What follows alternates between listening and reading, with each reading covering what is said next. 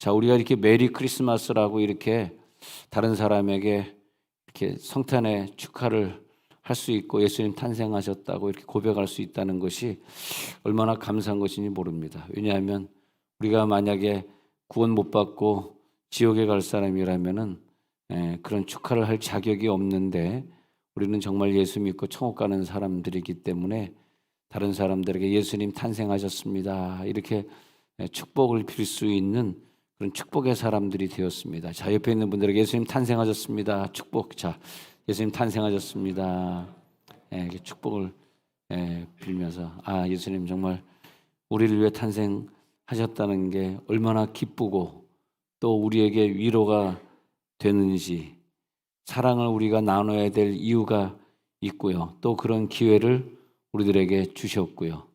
그래서 이 성탄 주간에도 또 설교가 여러 번이 있기 때문에 저는 그 설교 한 편 한 편을 생각하면서 이런 부분에 대해서 한번 좀 질문을 해보고 거기에 답을 한번 가져봐야 되겠다, 그런 생각으로 오늘 이 예배는 어떤 질문이냐 하면은 왜 가장 낮은 자의 모습으로 오셔야만 했을까, 그런 질문이 되겠습니다. 왜 가장 낮고 작은 자의 모습으로만 오셔야만 되는 것인가? 왕으로 오실 수도 있고 아기가 아니라 어른이 돼서 오실 수도 있는데 왜 이래야만 하는가? 거기에 대한 질문이 사실 있습니다. 예수님이 탄생하셨다는 것은 엄밀히 말하면은 사람이 탄생한 것은 아니고 하나님 아버지, 신이신 하나님께서 탄생하신 사건입니다. 예수님과 하나님은 원래 하나이셨거든요. 그래서 빌보서 2장 6절의 근거에서 본다면은 그렇게 말하고 있습니다. 그는 근본 하나님의 본체시나 하나님과 동등됨을 취할 것으로 여기지 아니하시고 오히려 자기를 비워 종의 형체를 가지사 사람들과 같이 되셨고, 그렇기 때문에 원래 그분은 하나님이셨다. 원래 그분은 하나님의 본체다.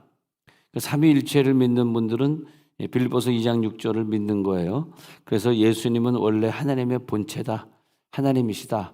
그분은 한 분이셨다. 근데 우리를 구원하시기 위해서 셋으로 나눠져 가지고 활동을 하시게 된 사건인데, 그것이 뭐냐면 아들의 모습이 되셔서 이 땅에 오셔야만 했다. 왜냐하면 꼭 그래야만 저와 여러분들을 구원하실 수 있기 때문이죠. 어떤 지식을 동원해도 이해가 안 되고, 어떤 제 후배가 침례교 교수더라고요. 그래서 지난 주간에 동창회가 있어서 이렇게 물어봤는데, 목사님, 선배님, 저는 침례교 대전에 있는 침례교 교수인데요, 저는 삼위일체를 믿지 않습니다. 그래서 갑자기 얘가 왜 그런 얘기를 하는지, 그냥 자기가 혼자 안 믿으면 되는데 왜 나랑 뭐 싸우자는 건가, 그래서 예, 알겠습니다. 그리고 지나갔지. 제가 거기서 사실이 삼위일체가 뭐 그렇게 중요하다 안 중요하다라기보다는 우리가 깊은 은혜를 체험하다 보면은 그러면 그게 당연히 내게 느껴지고, 뭐 믿고 안 믿는다, 내가 그런 학설이다 그러다, 그런 뭐 학설이고 믿고 그런 차원을 떠나서 정말 우리들에게 그게 느껴지더라고요. 아, 그분은 한 분이셨네. 근데 그분이 한 분이셨다는 걸 느낄 만큼 우리가 은혜를 받아야 돼요. 그걸 느끼지 못하면 신학교 교수가 되더라도 도저히 안 믿어집니다. 그렇게 나오는 거거든요.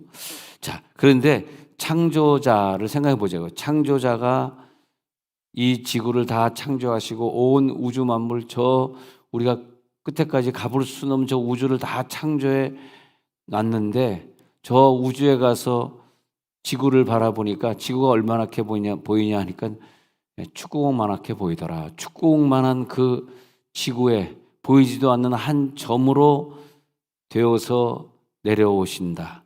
정말 그 사건은 이상의 어떤 소설하고도 견줄 수 없고 너무 생소하고 유일무이한 사건이기 때문에 사실 안 믿어지는 거죠. 어떻게 하나님이 또 쪼개져 가지고 나에게 올 수 있을까? 안 믿어지는 거죠. 근데 어느 날 밤에 베들레헴 그 굴곡진 험악한 언덕 위에 영계와 물질계가 만나서 교차되는, 인류 역사상 영계와 물질계가 만날 수 없는데 딱 만나가지고 교차가 되어서 지나가는 그런 지점이 하나 존재하게 됩니다. 근데 그것도 너무너무 극적으로 1초도 틀리지 않고 정확한 그 시간에 만나가지고 영과 육이 만나게 되는데, 처음도 없고 나중도 없으신 하나님께서 그 시간과 공간 안으로 들어오시고 시간을 밟으시고 문화의 옷을 입으시고 들어오는 그 순간, 그 우주를 가득 채우셨던 하나님, 이 우주를 만드셨던 하나님이 그 예루살렘 땅으로 내려오셔가지고 시골뜨기 아이의 모습으로 세상에서 이렇게 비참하게 태어날 수 있을까라고 하는 그런 모습으로 평범한 아이들과 똑같이 오셔서 거기에서 엄마의 젖을 빨고 거기서 말을 배우고 거기에서 잘 걸을 수가 없어서 아장아장 걷기를 시작하시고, 자기 스스로 옷도 못 입는 아이가 이제는 자기가 옷 입는 입도 배우고,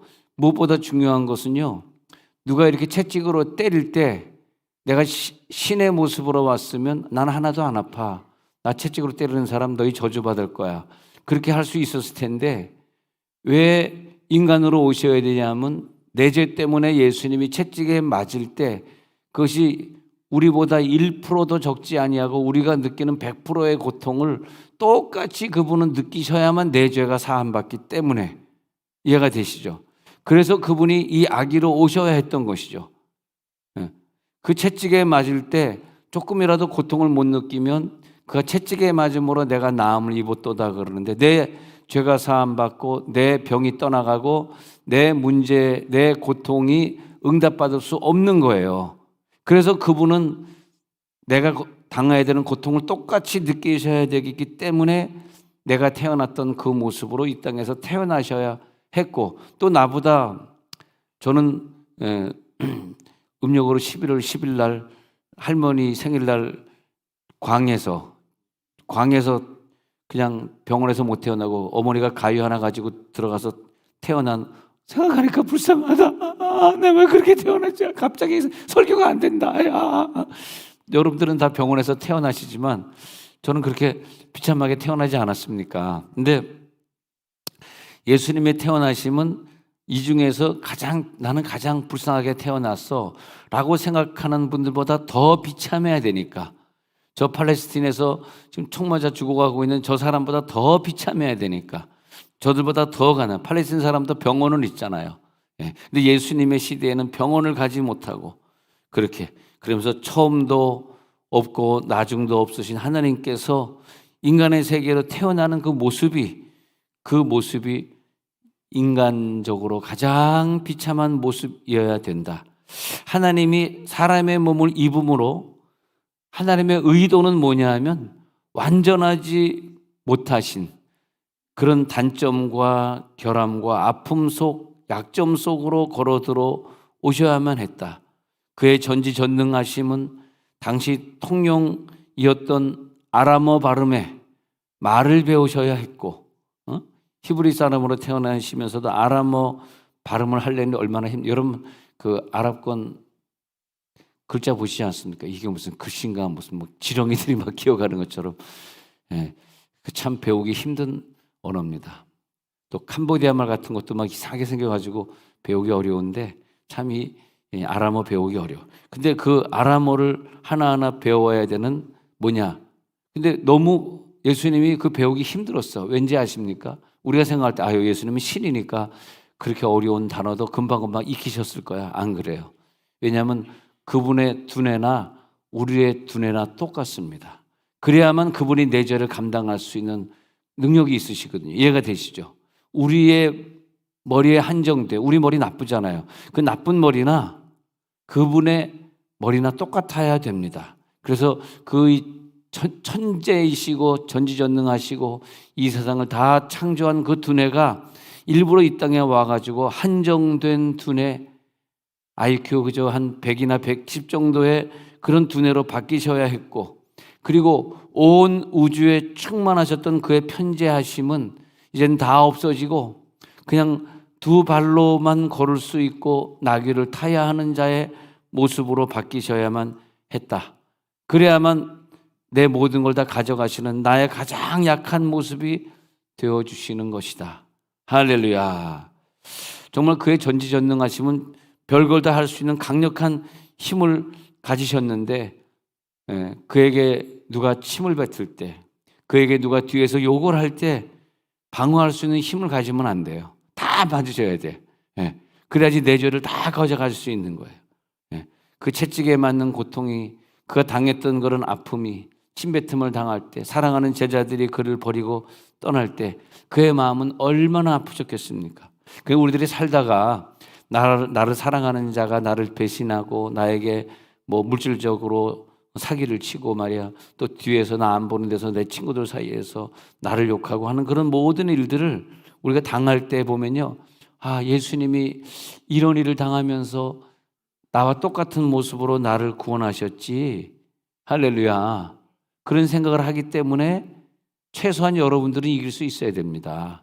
지옥 갈 사람들은 이기지 못하고 그를 똑같이 고소하고 똑같이 미워하고 똑같이 뒤에서 욕할지 모르지만은, 그러나 구원받은 여러분들은 그분의 신세를 너무나 크게 졌기 때문에 우리들이 성탄주의를 지키는 모습도 그렇습니다. 그래서 제가 이번 성탄주일 헌금, 오늘 내시는 헌금은 인도네시아에 본당 건축해야 된다니까 예배당 건축으로 우리가 다 보내자, 그렇게 말씀드린 건데, 정말 뭐 그것 아니라 뭐 그것 이상을 해도 우리는 미안하죠. 안 그러면 우리가 영원한 지옥에 빠져야 될 사람들인데, 그걸 생각하면은 뭐 인도네시아에 뭐 건축을 못 하겠습니까? 뭘 못 하겠습니까? 그렇잖아요. 그래서 우리가 하나님의 한 눈만 가지고도 온 우주를 볼 수 있고 모든 별자리를 다 웸 수 있는 그런 창조주 하나님인데도 불구하고, 그 하나님은 나사렛이란 좁은 오솔길에 오셔서 유대 광야의 그 작은 바위들, 예루살렘의 복잡한 거리를 쳐다보시면서 태어나시게 되는 거죠. 이 물질을 만드신 하나님이 왜 물질의 형태가 되셔야만 했는가? 마치 여러분 그런 소설을 읽으셨는지 모르지만은 어떤 극작가가 아름다운 연극을 이렇게 만들어내요. 아름다운 연극을 만들어냈는데 그 극작가가 어디 갔나 했더니 그 연극을 만들어낸 다음에 거기 주인공으로 등장을 합니다. 아니, 자기가 이 극을 써놓은 천재적인 머리를 가지고 이 아름다운 소설을 쓰고 그 소설이 연극으로 오늘 이제 발표가 되는 날인데, 그 연극으로 발표가 되는 날인데 그 위대한 천재적인 소설가가 거기에 하나의 작은 주인공으로 등장을 해서 거기서 그 주인공이 문매를 맞고 고통을 당하는데, 이 주인공이 그 문매를 맞으면서 눈물을 흘리면서 그 연극을 마치게 되는 걸 봅니다. 그 연극 대본의 한 등장인물이 되시더라. 자기가 연극을 만들어 놓고, 그런 극작가 또는 화가가 그림을 멋있게 그렸는데 나중에 화가가 어디 갔나 했더니 그 그림 속에 나오는 한 소년으로 들어가 버리더라. 조금 예화가 조금 멋있는 것 같기도 하고 약간 야리꾸리하네요, 예화가. 자, 그래서 그 우리들의 마음에 와 닿게 오시는 하나님, 하나님이 사람이 되셨구나. 어느 때는 너무 기쁘기도 하지만요, 어느 때는 많은 눈물이 납니다. 하나님이 나를 위해서 인간이 되시는 순간이구나. 그는 근본 하나님의 본체시나 우리 인간과 같은 동등됨을 취할 것으로 여기지 아니하시고 오히려 자기를 비워 우리들과 같이 되시는 그 빌립보서 2장의 진리를 깨달으면서 우리는 그렇게 눈물 흘리면서 기도합니다. 왜 꼭 그러셔야만 됩니까? 왜 꼭 그렇게 하셔야만 되셨습니까?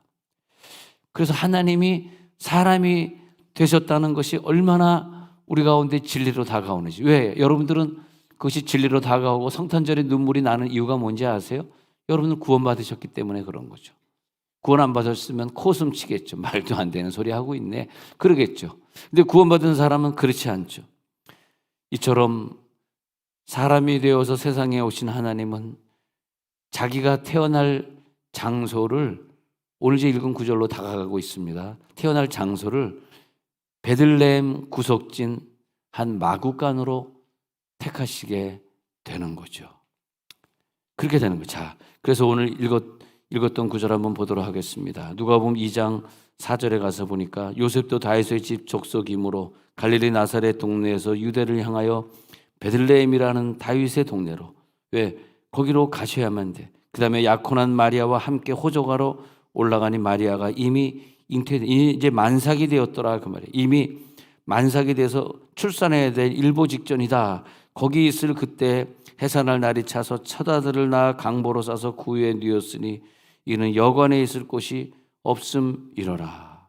아니, 여관에, 옛날 성경에 보면 사관에, 중국 성경에 보면 빈관이라고 그러죠. 그런데 있을 곳이 없음이러라. 구유에 뉘었으니, 아니 어떻게 이렇게 구유, 동물 먹이통에 뉘어야만 했을까? 응? 여관에 있을 곳이 없었어? 베들레헴 자기 고향을 찾아왔는데, 자기가 태어난 곳인데 왜 요셉과 마리아는 방이 없었을까? 그래서 그 연극을 이렇게 했는데, 저도 어릴 때 이렇게 중고등학교 때 꼭 연극을 하곤 했는데, 그때 그러잖아요. 여보세요? 빈 방이 있습니까? 지금 큰일 났어요. 출산해야 되는데 방이 있습니까? 사람 꽉 찼어요. 없어? 그 주인이 또 못된, 그 주인은 꼭 누가 등장하면 교회에서 꼭 말썽 피우는 그 못된 애들, 그런 중이, 걔가 꼭 그 여관의 주인으로 등장해가지고, 또 요셉과 마리아는 누가 등장합니까? 제가 또 요셉과 마리아 등장하죠.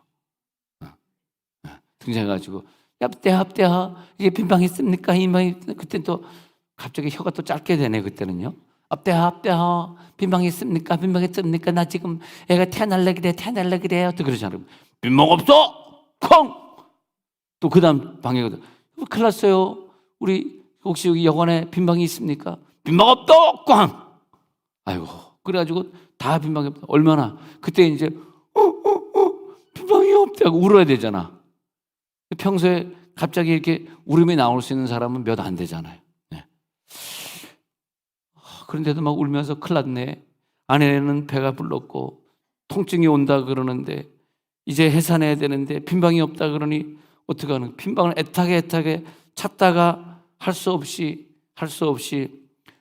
동물이 사는 구육관으로 딱 들어갔는데, 우리 교회에도 소를 키우시는 권사님 계셔서 거기 신방을 가봤는데 냄새가 많이 나더라고요. 근데 그래도 자기네는 과학적으로 이렇게 해가지고 그 분비물이 바닥으로 떨어지고 바닥만 갈 수 있게 이렇게 잘 만들어 놨는데도 불구하고, 여러분 돼지 키워봤습니까? 이 마구간에요, 염소와 양들이 그 배설물을 내고, 그리고 그런데 온갖 쥐들이 막 기어다니고요. 구당탕탕. 그리고 거기 온갖 벌레들이 다 있고요. 얼마나 불결한 곳인지 모릅니다. 거기 동물들이 먹이를 먹던 먹이통을 누가 설거지 해줬을까요? 그 동물들이 그 들어온 입으로 먹던 먹이통 그대로. 근데 거기 먹이가 좀 있었어요. 근데 거기서 태어나가지고 애를 거기다 뉘일 수 없잖아. 그러니까 그거 다 먹었던 그 즉석에서 막 퉁퉁 쳐가지고, 그래가지고 대충 비운 다음에 거기 너무너무 더러우니까 자기네들이 쓰고 왔던 그 담요를 갖다가 벗어가지고 깔아놓고, 그 다음에 또 이제 막 해산이 돼서 날라 그러는데, 또 그 예루살렘이라는 데가 또 물이 없잖아요. 어떻게 또 물을 구해가지고 찬물로 또 씻겨드릴 수는 없잖아. 애를 또 찬물로 씻길 수는 없잖아. 어떻게 또 미지근한 물을 가지고 와가지고 씻기는데, 그래가지고 또 힘들어하는 아내를 또 수발해야 되고, 이것이 바로 이 세상을 창조하신 전지하신 하나님의 모습입니다. 인간의 가장 더러운 곳에서, 인간의 가장 약한 모습으로, 얼마나 긴박한 순간에 인간이 자기네들의 방을 내어주지 않고 천대받으면서, 그런 가운데서 그 곳에서 하나님은 아기가 되어주시고, 그러면서 왜 하나님 당신이 출생할 장소를 좋은 곳도 많은데 여기를 택하셨습니까? 난 그걸로 묻고 싶은 거예요. 오늘의 질문은 왜 하나님 이렇게 낮은 자의 모습이어야만 꼭 되시나요? 꼭 이렇게 소설을 쓰셔야 되시겠어요? 성경을 꼭 이렇게 기록하셔야 되겠습니까? 이래가지고 당신의 무슨 쾌감이라도 있으십니까? 아니 거기에서 태어나서 거기에서 동물 먹이통에 누워 계시느니 아예 태어나지 않는 게 낫고 아예 죽는 편이 낫습니다. 뭐 이렇게 태어나셔야 합니까? 이 더럽고 추악한 곳으로 수많은 기생충들이 기어다니고 있는 이 곳에서 말이에요. 하나님은 거기서 태어나셨습니다. 오 베들레헴 작은 골 너 잠들었느냐. 오 베들레헴 작은 골 다 잠자고 있는 그 시간에, 다 조용한 그 시간에